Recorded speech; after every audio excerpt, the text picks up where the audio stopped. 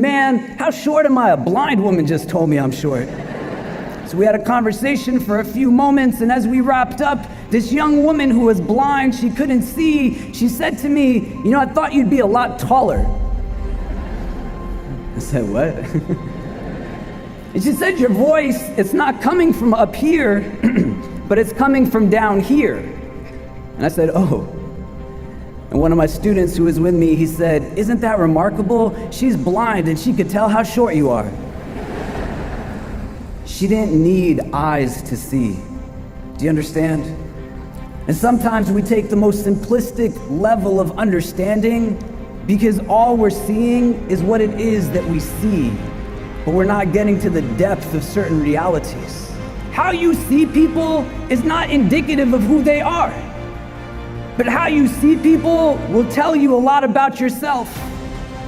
And if you perceive somebody solely through the way that they dress, the color of their skin, whether they have a certain accent or not, the fundamental question you have to ask yourself is, why do you see it that way?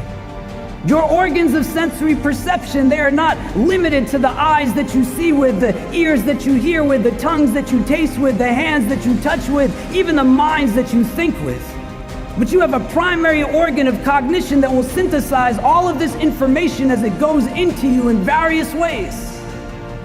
And if you don't know why it's processing in the way that it is, it's just going to regurgitate the same challenges that we see day in and day out. Do you get what I'm saying? Our deepest strengths are not when we are apart, but only when we come together in ways that we uniquely can. And this is imperative to be able to reflect upon now, because in your work, you will have full opportunity to decide who it is that you will serve and who it is that you will not serve. And you have to ask yourself today, what will somebody need to look like for me to not be there for them? What color of skin will they need to have? What will the texture of their hair need to be? What part of the world will they need to come from so that my education, my training, my skills will not be used for their benefit?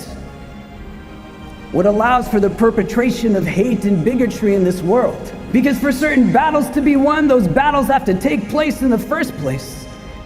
But so many more of us who have the ability to do something about it, but we simply sit back and do nothing. Don't hold back what it is that you have the unique ability to offer. That's the kind of goodness you want to be able to harness.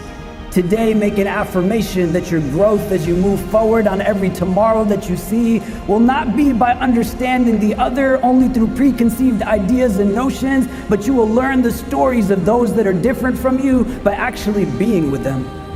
To take time to understand that what it is that we are fed is not often what is reality.